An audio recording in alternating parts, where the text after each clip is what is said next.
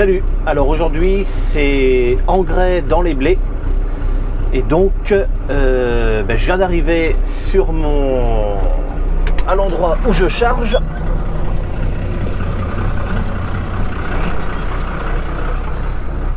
Alors c'est parti.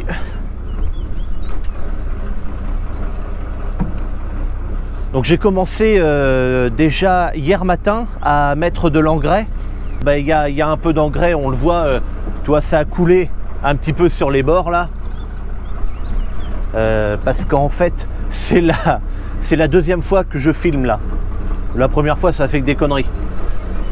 Par contre, je voudrais quand même te faire voir un petit truc parce que ça m'est arrivé hier et je voudrais le réexpliquer.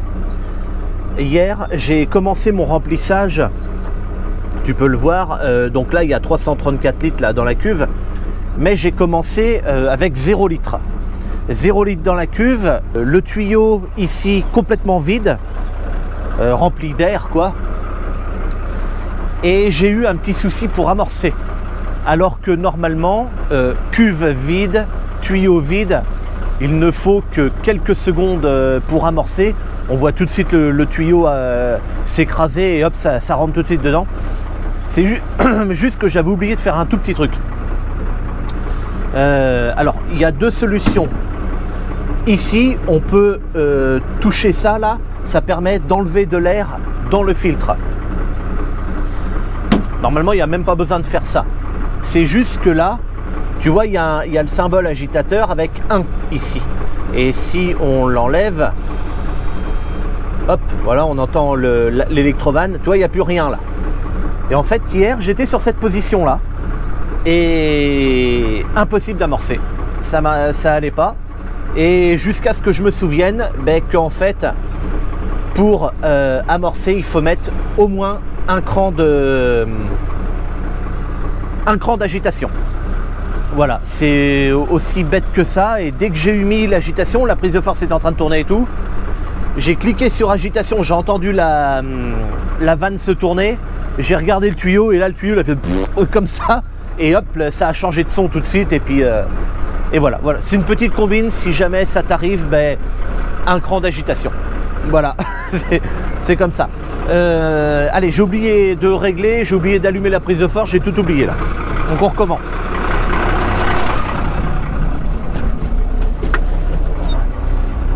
Alors, hop, remplissage, surface. Alors, une parcelle de 14 plus une parcelle de 9, 23, je vais mettre 24. Voilà. 24 parce que je veux être sûr d'en avoir plus que nécessaire, parce que bon, c'est chiant sinon. 24, donc à 100 litres hectare, 39 unités, j'apporte. Je mets ma prise de force. 1300 tours.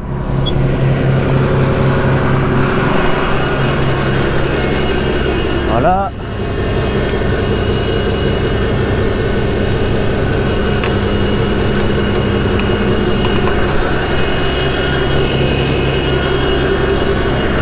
Ah oui, tiens, je vais te faire voir un truc. Tu vois la membrane blanche là? Eh bien,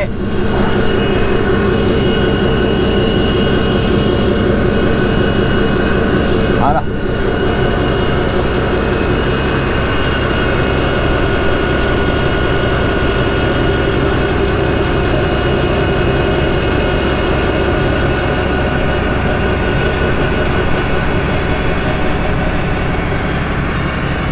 Ah, ça y est, c'est parti. Le tuyau était en partie vide parce que quand je débranche cette espèce de membrane là, d'ailleurs je peux t'en faire voir une. Celle-ci elle est cassée là. Elle a déjà été changée là. Autant j'ai beaucoup de bien à dire de mon pulvé. Il marche très bien, il est super, enfin vraiment il est fantastique, hein, j'aime beaucoup, hein. J'adore même.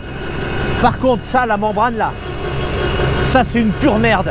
Si Amazon peut changer ça à l'avenir pour les futurs pulvés, parce que ça c'est de la merde. Je suis désolé, mais non, je suis pas désolé d'ailleurs, c'est de la merde. C'est tout. Parce que ben, ça fuit. Alors, c'est vrai, quand tu débranches, parce que regarde, le tuyau, il est gros quand même là. Donc, s'il n'y a pas la membrane, quand tu débranches, tout ce qui est dans le tuyau, c'est vide. Alors, cette membrane, elle évite que tu prennes toute la flotte ou ben là, l'engrais sur les pieds, c'est vrai. Mais ça fuit, ça fuit bien gros comme ça, par terre, comme ça, ça pisse. Alors, ben pour éviter ça, alors quand c'est de l'eau, j'en ai rien à foutre, c'est pas grave. Il en tombe l'équivalent de 2 ou 3 verres d'eau, le temps que je débranche et que je remette tout de suite le bouchon. Pour de l'engrais liquide, ça me fait un peu plus suer par contre. Donc ce que je fais, c'est que je laisse ouvert, vu que ma cuve à azote est plus bas que même le niveau du sol, je laisse ouvert, je débranche et puis je laisse dessous comme ça. Fait que ça rentre dedans et ça repart dans le tuyau. Alors ça a l'inconvénient de me vider mon tuyau parce que une partie repart en cuve. Donc là, hop, j'ouvre.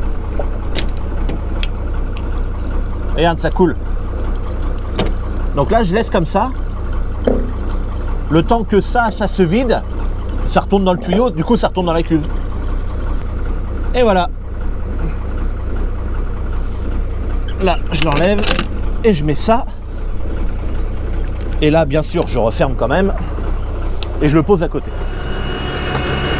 Ici, je laisse la position pulvérisation pour remplir. C'est parce que, pour la seule raison, c'est que je veux pas que de l'engrais vienne dans les tuyaux partout là. Bah, surtout dans le gros qui est là. Je vais passer là-bas à la maison pour mettre un peu d'eau dans la cuve de rinçage. Alors j'ai bricolé un truc, ça se branche ici. Avant j'avais pas le raccord là, donc je débranchais là en haut et puis je faisais couler le tuyau dedans et puis hop, ça se remplissait comme ça. Les deux cuves étant jumelées, ben, les deux se remplissent. Bon, c'est quand même un peu mieux avec ça. J'ai juste acheté le petit raccord à l'Usagri, à Lusignan, là, Bricopro. Je le branche là, puis c'est mieux je trouve, parce que le tuyau qui plonge dedans, ça fait un tuyau qui coule en travers, comme ça c'est pénible. Allez, hop, direction la flotte. Alors, ben, j'ai mon tuyau avec un raccord comme ça. Et ici, j'ai un adaptateur qu'on a fabriqué. Tac, je le tourne comme ça. Je mets ça là. Puis je vais ouvrir.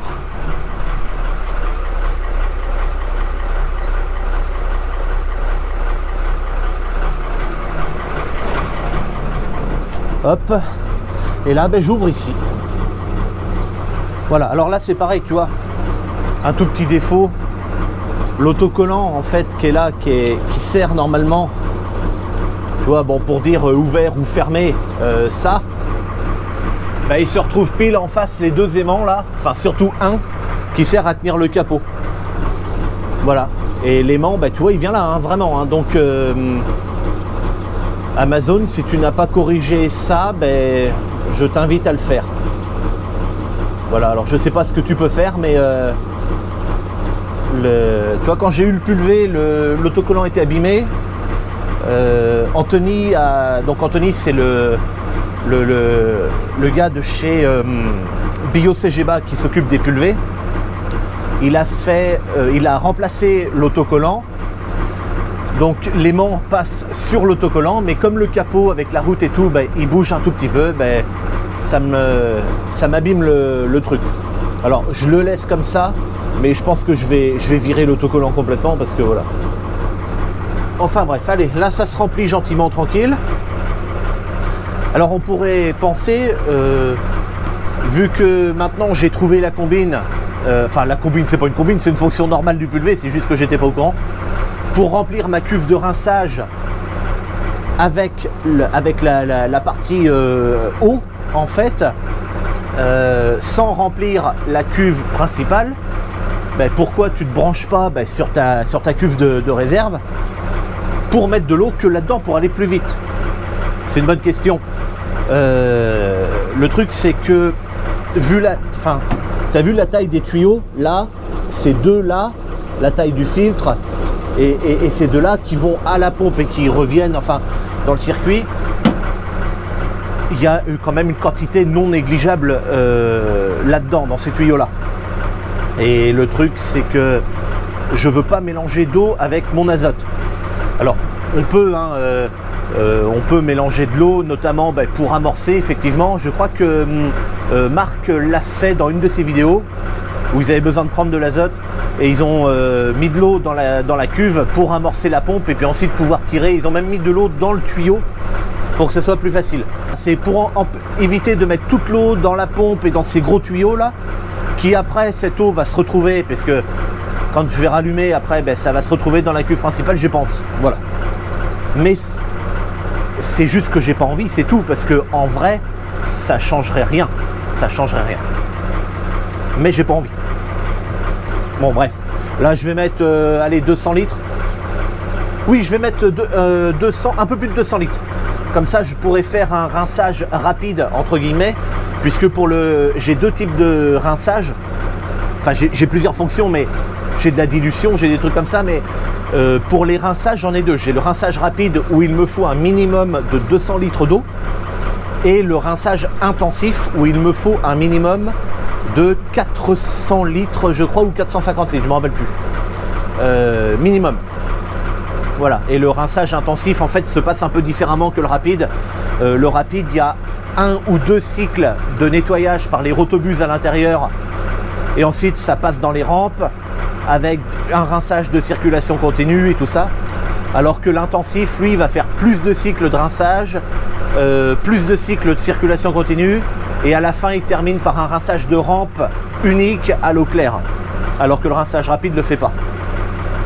Voilà, et tout ça en roulant dans le champ. Bon, je suis arrivé dans la parcelle, je viens de tourner mes buses. Alors j'en avais déjà tourné à peu près la moitié quand je remplissais, et là je viens de faire le reste. Je vais te faire voir un truc. Alors la première chose, est-ce qu'on voit encore? Tout à l'heure je le voyais, je voyais encore les marques. Tiens, ici là, je sais pas si, oh putain, on les verra pas avec la caméra. On voit encore toutes les taches blanches du fongicide bio que j'avais fait, le vertisoufre, qui avait recouvert les feuilles pour la protection. Aujourd'hui, c'est le dernier apport d'azote, c'est une faible dose que je mets. On est rendu au stade gonflement, c'est-à-dire que la gaine, elle est toute gonflée là, et l'épi est dedans. Regarde, certains commencent à sortir même, tu vois. Là, ça commence à sortir. Là, c'est vraiment le moment où il faut que je mette l'azote. Ce qui est intéressant, c'est que le matin, tout est trempé, le sol est frais, donc tant mieux. Et je mets mon dernier apport d'azote maintenant. Ce dernier apport d'azote, il n'est pas fait pour augmenter le rendement ou tout ça. Celui-là, il est surtout fait pour apporter de la protéine au blé. En fait, la protéine, c'est important, c'est un facteur de qualité chez nous. C'est ma rémunération quand j'irai livrer à la coopérative. Putain, le soleil est chiant. Quand j'irai livrer à la coopérative, ma rémunération, je vais pas y arriver, dépend aussi de la protéine. Fait que si on a une norme en fait où il faut rester entre les deux. Si on est au-dessus, on a une bonification, c'est bien. Et si on est en dessous, on a une réfaction. Là, c'est pas bien. Donc voilà, donc cet apport d'azote là, je mets 40 unités. Ça représente 100 litres de solution azotée à l'hectare. Alors ça fait 39 exactement, puisque c'est de la solution N39 que j'ai. Donc ouais, je mets 39 unités. La protéine chez nous, c'est important. Il faut savoir quand même que certains blés chez nous sont en dessous des taux de protéines demandés par les coopératives. Alors c'est pas très grave, puisque les coop après marchent avec des lots. Donc en mettant du blé un peu plus protéiné avec un peu moins protéiné, ils arrivent à faire un lot moyen quoi. Alors pas tout le temps, attention, ils le font de temps en temps, mais le blé qui est vraiment très en dessous, ils vont pas dire tu fais pas d'un âne un cheval de course, même si tu y mets une selle dessus. Donc le blé qui est très en dessous, bon ils arriveront jamais à le remonter de toute façon, même en le mélangeant avec du bon, ça se verra. Sauf que ce qui est intéressant, et j'en ai parlé, j'en ai pas vraiment parlé, et c'était pas très clair peut-être, dans ma vidéo où je visite le port de La Rochelle, le port d'Apalis, de vrac agricole. le porc exporte 3 millions de tonnes de céréales par an. Ça représente 20 millions de personnes qui peuvent manger avec ça. Ce qui est important avec la protéine, et c'est là où je veux faire le lien, c'est que du blé chez nous avec une très faible protéine ne pourra pas faire du pain. Et donc qu'est-ce qu'on en fait de ce blé, quoi? Et bien ce blé là, figure-toi, qui part dans les pays étrangers, alors ça peut être au niveau de la Grèce ou de l'Afrique, parce que là-bas, dans ces pays là, ils font pas du pain, ils font des espèces de galettes là, je sais pas trop comment ça s'appelle. Et pour faire ces galettes là, il faut que le blé ait peu de protéines. Si on leur envoie chez eux du blé avec la même protéine que chez nous pour faire du pain, eh ben ils ne seront pas contents du tout parce qu'ils ne pourront pas faire leurs galettes, justement.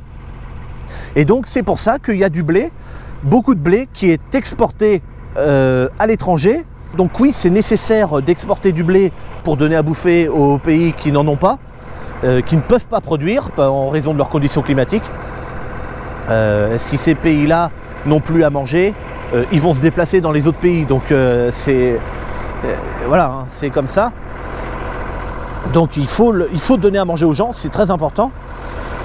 Et il faut leur donner le bon blé qu'il leur faut. Alors du blé très faible protéiné, c'est pas bon chez nous, par contre c'est très bien chez eux. Du blé plutôt protéiné, c'est très bon chez nous et pas du tout chez eux. Donc l'export de blé, qu'on en pense de ce qu'on veut, de toute façon ce blé très faiblement protéiné, qu'est-ce que qu'on en fasse nous? Donc eux ça leur convient, ils sont super contents, donc tant mieux, on fait comme ça. Allez, maintenant je vais te montrer une fonction de mon pulvérisateur au niveau du GPS. Alors ben là, comme d'habitude, hop, j'enlève le mode avion, Amatron Twin. Amatron Twin, c'est l'application pour avoir l'écran déporté du GPS.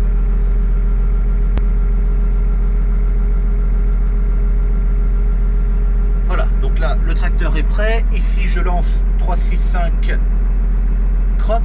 C'est l'application de téléphone de 365 Farnet. Ici, hop, fertilisation.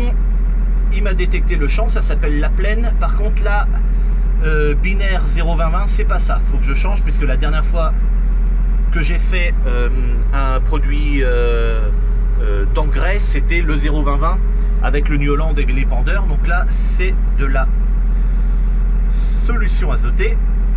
Et en litres à l'hectare, c'est 100 litres. Validé. Et je mets lecture tout de suite. Voilà. Maintenant, deuxième chose, GPS. Le champ, la plaine a été détecté. Oui, je veux travailler avec. Il est fait comme ça. Je valide ça. Hop. Voilà, ça y est. Il m'a récupéré mon truc. Ici. Hop là. Je remets tout en automatique pour être bien sûr. Voilà. Donc là, je repasse sur mes fonctions de GPS. Et donc là, l'engrais azoté, c'est corrosif sur les métaux. Ça fait rouiller les peintures, enfin ça fait pas rouiller la peinture, mais ça fait rouiller les métaux. C'est corrosif, si peu que dessous le tracteur, il y a des endroits où la peinture est partie parce qu'avec la végétation qui frotte dessus, tout ça. Eh bien, figure-toi que en appuyant, hop, je passe ma main devant, ici, là, je valide. Largeur de la tournière 36 mètres, et là je ne commence pas ça, commencer avec une demi-largeur, ça je touche pas, je valide. Et voilà.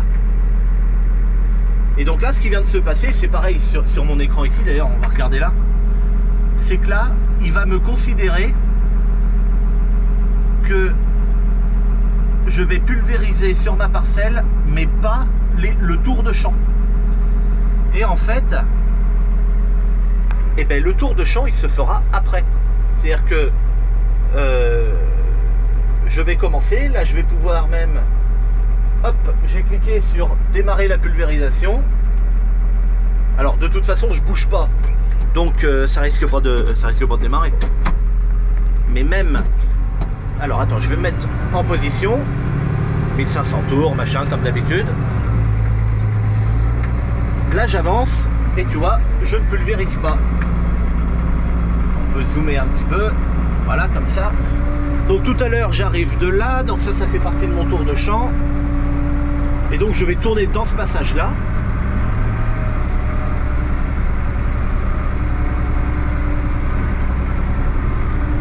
Hop. Je tourne ici. Là, on peut mettre hop, le GPS si on veut là. J'accélère un peu et ça va se mettre hop là. Et voilà, et là ça coule derrière, ça se voit sûrement pas parce que le soleil n'est pas du tout bien placé. Pour voir ces jets correctement, il faut avoir le soleil dans le dos. Et donc là, voilà, ben c'est parti. Et à la fin, je terminerai par mon tour de champ et comme ça, mon tracteur aura toujours roulé dans du non traité, entre guillemets. Oh, il y a un lièvre devant là. Je l'ai vu sauter. Il doit être par là, là. Tiens, regarde-le. Il va prendre la route tracteur. Sauve-toi, petit, sauve-toi.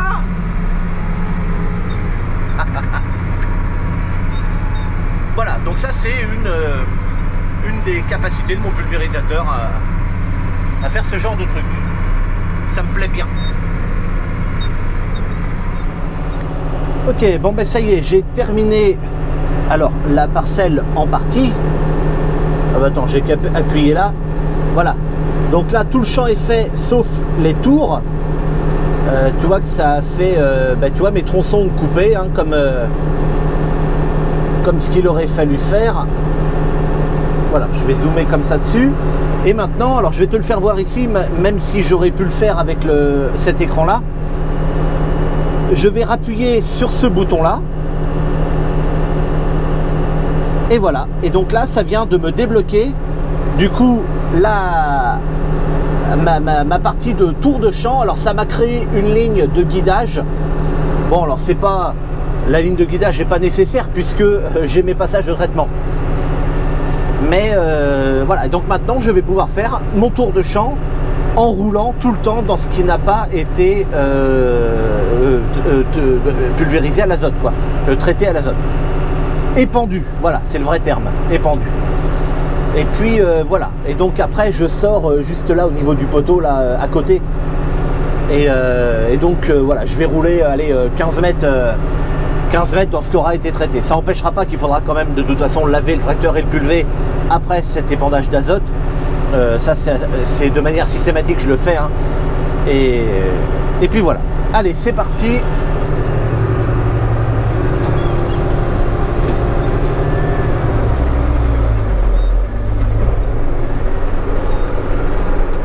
Et allez donc là.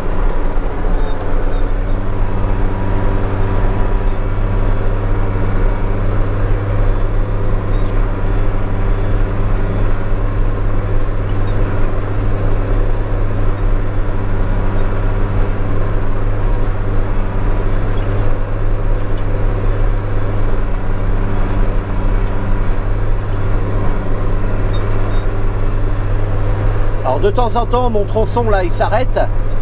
Ce qui est normal, c'est pour compenser les dents de scie. Et puis voilà.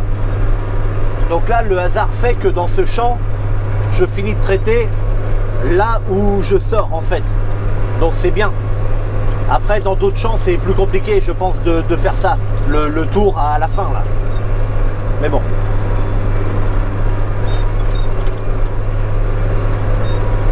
Le blé est vraiment beau quand même. Hein. Alors tout à l'heure je suis descendu, il m'arrivait au moins au nombril. Alors je suis descendu parce que j'ai un jet qui s'est bouché, il y avait un petit insecte qui était rentré dedans. Voilà, donc quand ça m'arrive comme ça dans le champ, je coupe la rampe, j'avance de 4-5 mètres et comme ça je sais que même si je passe derrière la rampe, je marche dans ce qui n'a pas été traité. Ouais, donc ouais, il m'arrivait plus haut que le nombril. Et puis d'autres zones où il est moins beau, il était plus bas quoi, au niveau de la taille, à peine de la taille. Mais voilà, dans un champ tu peux pas être homogène partout, c'est compliqué. Enfin bon, allez, ça continue.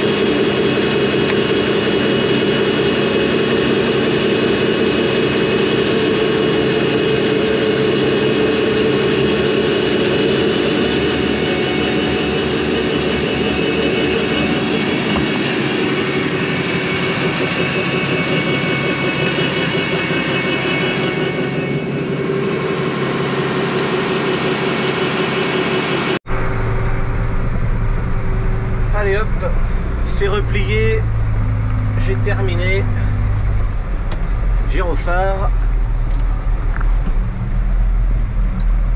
et là le reste que j'ai dans la cuve, je vais le remettre dans ma citerne souple, et puis voilà. Allez, à bientôt pour une prochaine, salut.